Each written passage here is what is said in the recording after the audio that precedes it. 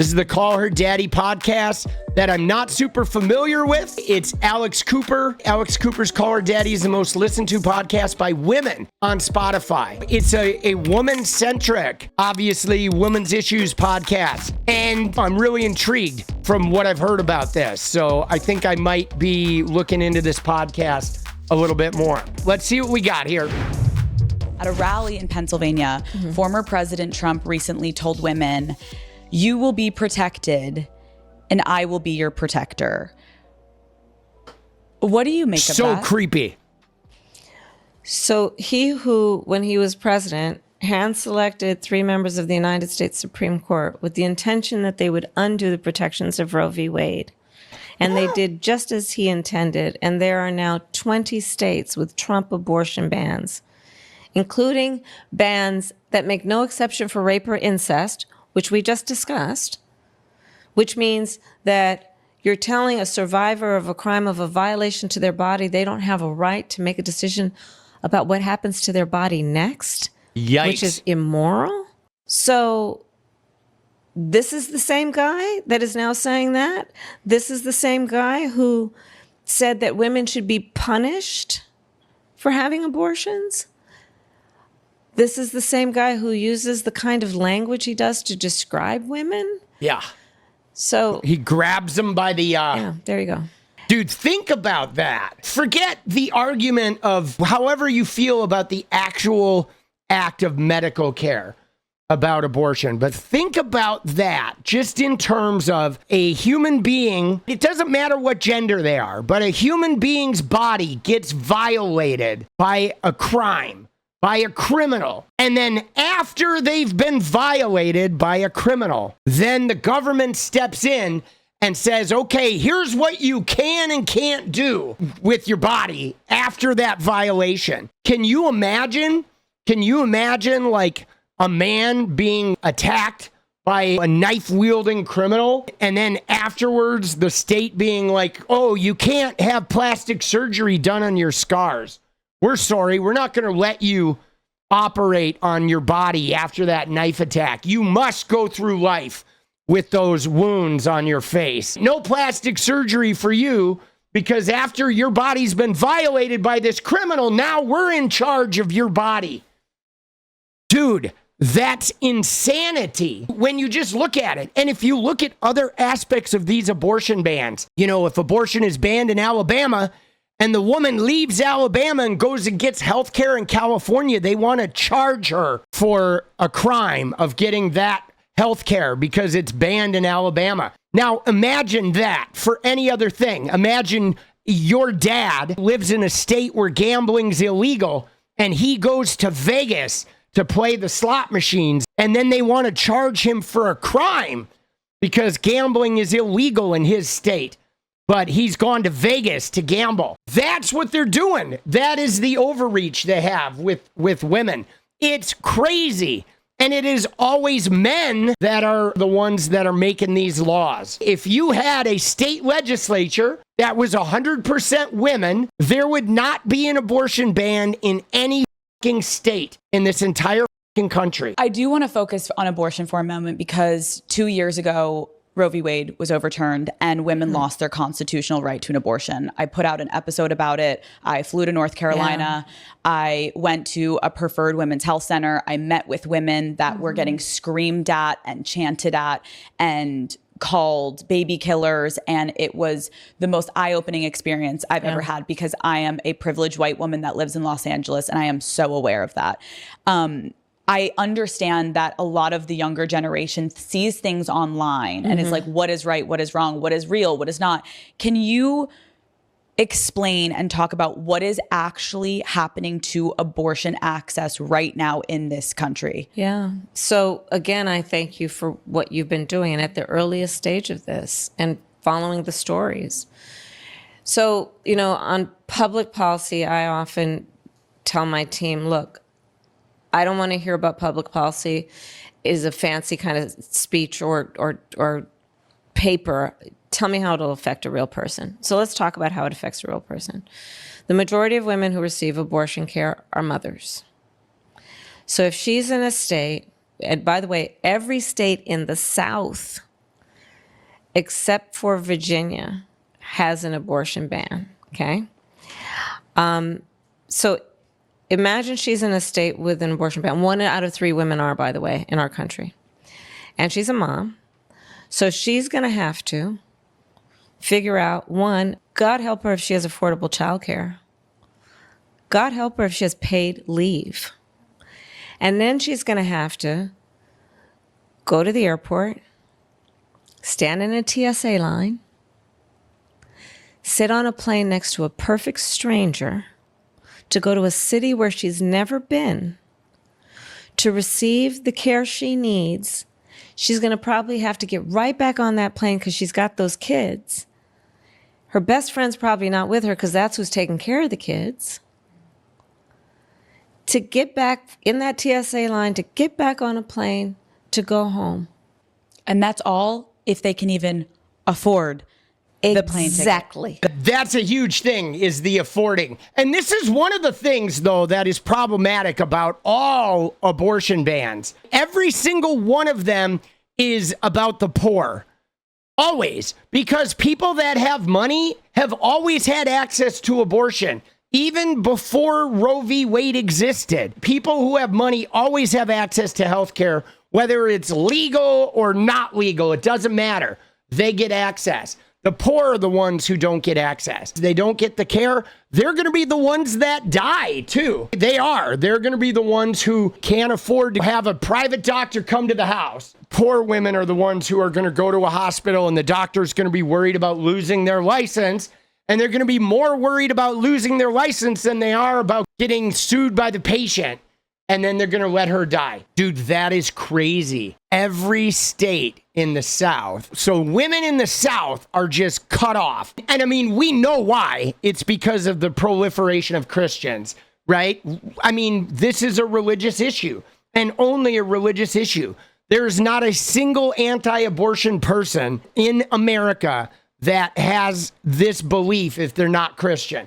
It's always attached to religion. But like, my thing on abortion is twofold. When I look at situations like this, I always ask myself, one, does it exist in nature? And it does. There's a thing called miscarriage. If you know anything about pregnancy, you know that 30% of women who get pregnant will be aborted by nature through miscarriage.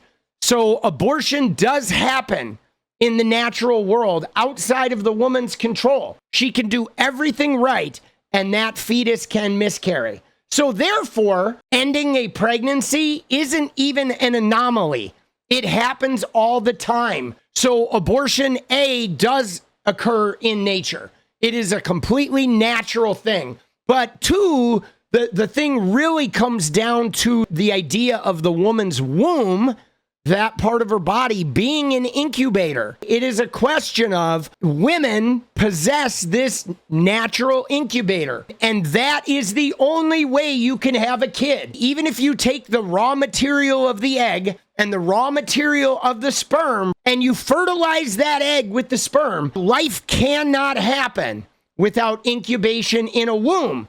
And it can be any womb. They can take any sperm and any egg and put it in any woman's womb and incubate that thing. So it's not even specific to the woman who generated the egg. Their incubator is a very specialized piece of biological equipment that their body has. And you can't compel somebody to use their physical body. You can't compel it. So why are they thinking a uterus all of a sudden in a woman's ability to incubate a baby?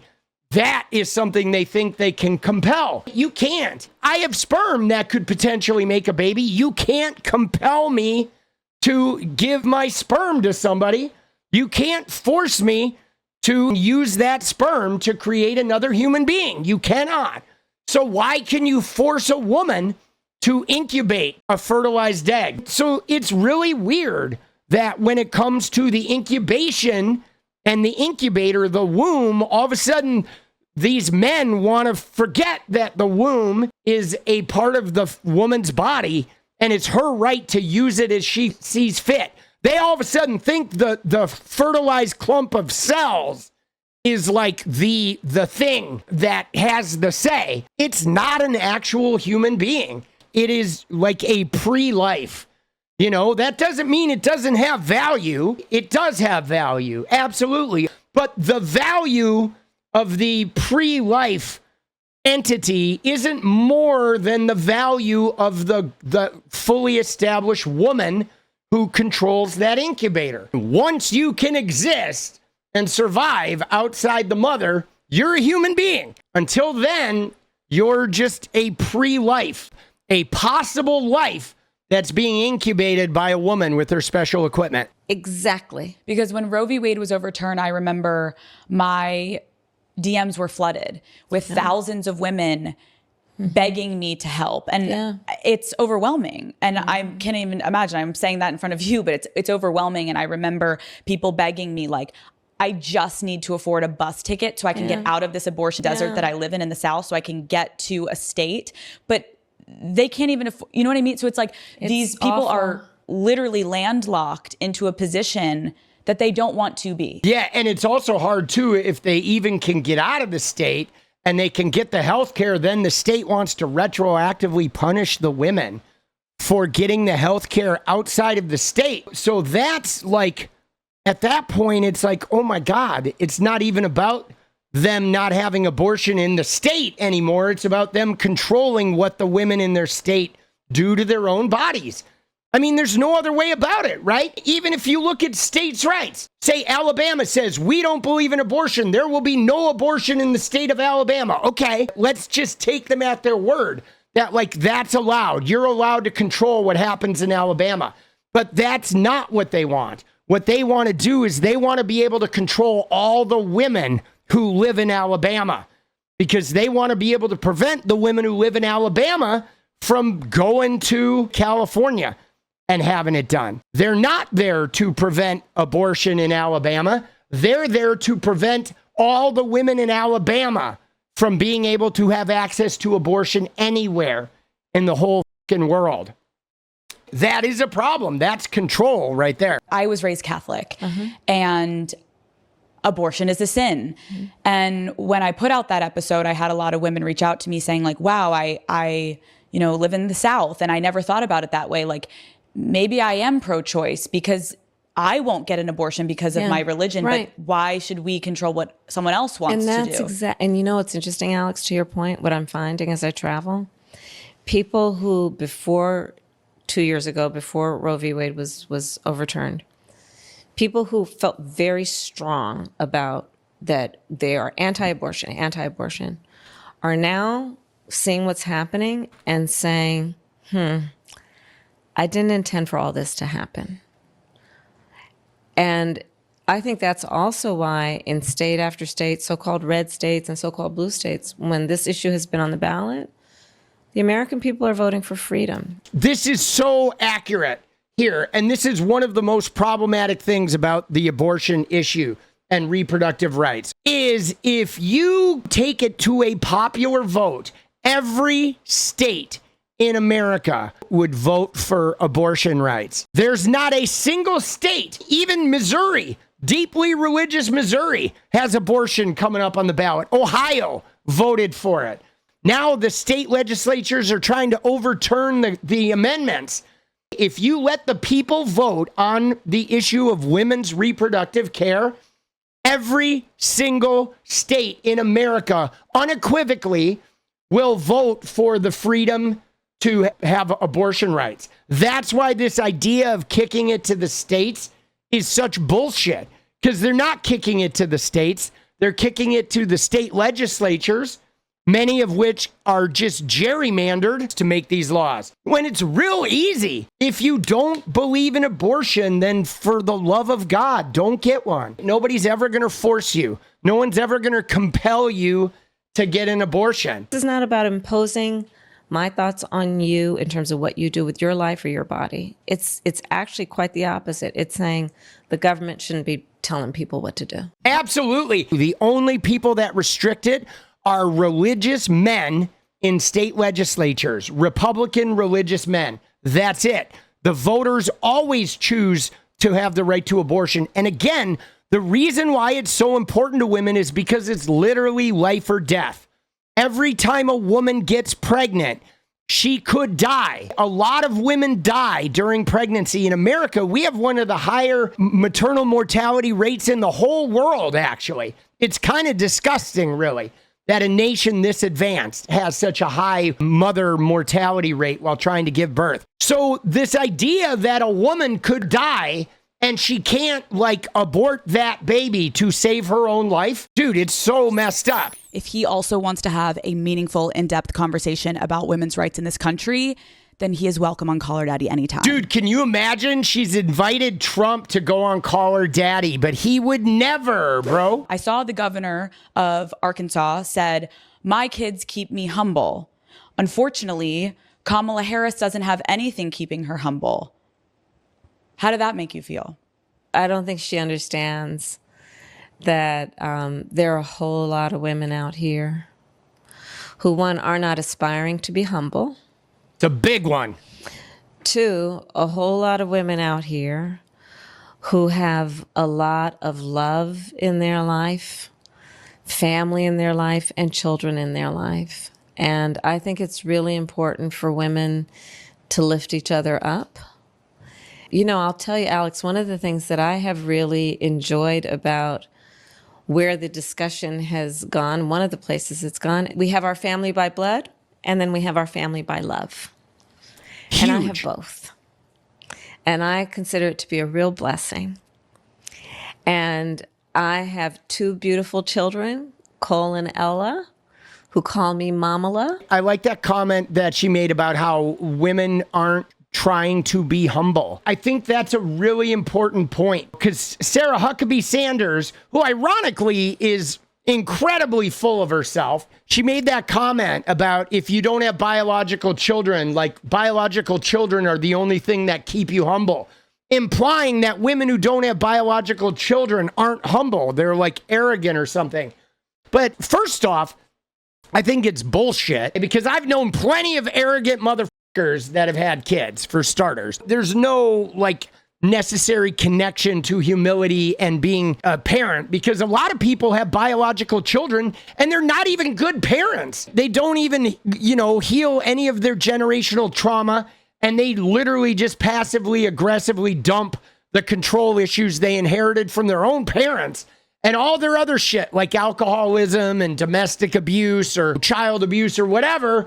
They, inability to emotionally regulate. They just dump all that shit into their kids with a terrific lack of awareness. But the fact, though, that Kamala said that a lot of women, they're not trying to be humble. Like, good for her, bro. It's not women's job to be humble. They should be able to be as arrogant and as career-driven and as ruthless as men are allowed to be. Who says women have to have some sort of like humility test? Like that, bro. Let the women soar, bro. You know what I'm saying? Let them soar. I mean, that whole idea is not that far from people who think women need to smile. The guys that walk around and tell women to smile, that's the same attitude there. Smile, like you, bro.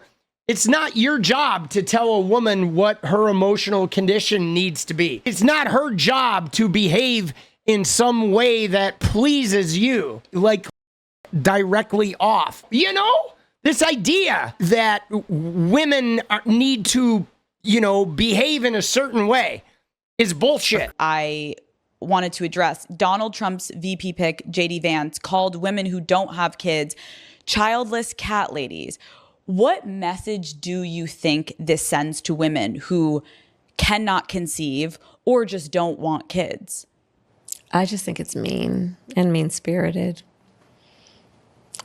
And I think that most Americans want leaders who understand that the measure of their strength is not based on who you beat down.